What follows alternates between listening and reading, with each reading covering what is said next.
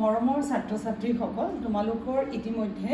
কম্পাৰ্টমেণ্টেলৰ এটা মই খবৰ দিব বিচাৰিছো কম্পাৰ্টমেণ্টেল এক্সাম 2025 ইয়াৰ কাৰণে কোনো নটিফিকেশন আহা নাই কিন্তু যোৱা বছৰৰ দৰে যদি হয় তেতিয়া হলে যিখিনি ছাত্ৰ ছাত্ৰীয়ে দুটা সাবজেক্টত মাত্ৰ 2 সাবজেক্ট দুটা সাবজেক্টত ফেল কৰিছা অৰ্থাৎ বেয়া কৰিছা আৰু তোমালোকৰ টোটাল মাৰ্কস হ'ব লাগিব 180 সেই ছাত্ৰ ছাত্ৰীখিনিয়ে কম্পাৰ্টমেণ্টেল এক্সাম দিব পাৰিবা দ্বিতীয়তে তোমালোকৰ কাৰণে আৰু এটা ভাল খবৰ 2 নম্বৰ যিখিনি ছাত্ৰ ছাত্ৰীয়ে মেথছ বা ইংলিশ বা সোশিয়াল সায়েন্স বা জেনাৰেল সায়েন্স এই বিষয়গিটাত বেয়া কৰিছা তোমালোকে যেটো পাৰ্টত বেয়া কৰিছা যদি মেথছত ধৰা তোমালোকে এমসিকিউ জেনিবাতে পাস কৰিলা 15 পালা কিন্তু মেথছৰে আকৌ তোমালোকৰ ডেসক্ৰিপটিভ পাৰ্টটো জেনিবা তোমালোকৰ বেয়া কৰিছা তে তোমালোকে অকল এই 45 মাৰ্কছৰ এক্সাম দিলেও হ'ব গতিকে তোমালোকে একদম চিন্তা নকৰি বেলে পৰীক্ষাৰ কাৰণে ৰেডি হোৱা আৰু যদি আন ছাত্ৰ ছাত্ৰী ইংলিশত বেয়া কৰিছা তেতিয়াও তোমালোকে এমসিকিউ যদি পাস কৰি থৈছা বলে এমসিকিউ 30 পালা ডেসক্ৰিপটিভ পাৰ্টটো ধৰা তোমালোকে ফেইল মাৰ্কস পাইছা 10 পাইছা তে তোমালোকে অকল 45 মাৰ্কছৰ পৰীক্ষা দিলেই হ'ব তে তোমালোকৰ তাৰ বাদে তোমালোকৰ আসামিজ বা তোমালোকৰ ইলেক্টিভ জিওগ্ৰাফি বা হিন্দী যদি আসামিজ যিবিলাকত তোমালোকৰ 100 নম্বৰ থাকিব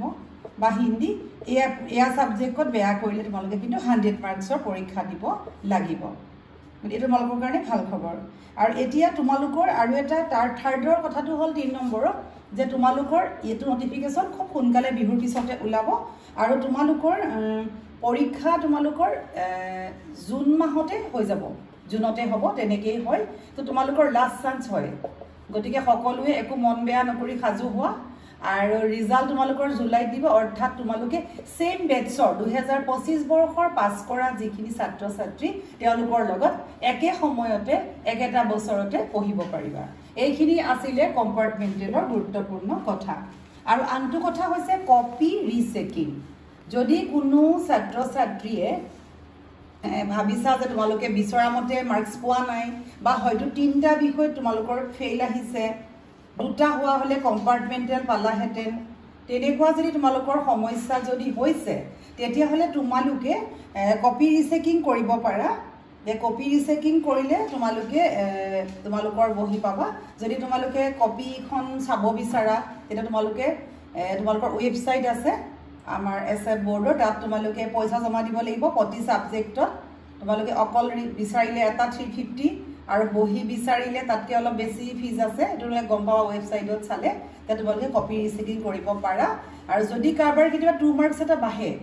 কোনবাই যদি হয়তো 3টা সাবজেক্টত বেয়া কৰিছা ফেইল কৰিছা কম্পাৰ্টমেণ্টেলো নাই পোৱা তেতিয়া তোমালোকে ভাবামতেও হোৱা নাই তোমালোকে কপি ৰিচেকিং কৰি যদি এটা সাবজেক্টটো পাস কৰি যোৱা তে দুটাত তোমালোকে কম্পাৰ্টমেণ্টেল দিব পাৰিবা এইখিনি আছিল তোমালোকৰ কম্পাৰ্টমেণ্টেলৰ দৰকাৰী কথা তোমালোক খাজু হোৱা আৰু এজন ছাত্ৰই মোক এসএসটিৰ কাৰণে পঢ়াই দিব দিছে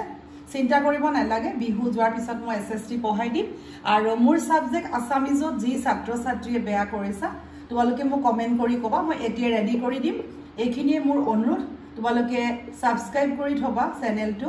লাইক কৰিবা আৰু কমেন্ট কৰিব নাপাহৰিবা তোমালোকক যিনি ধৰণে তোমালোকে সহায় বিচাৰা সেই ধৰণে কৰিবলৈ মই সাজু আছো ধন্যবাদ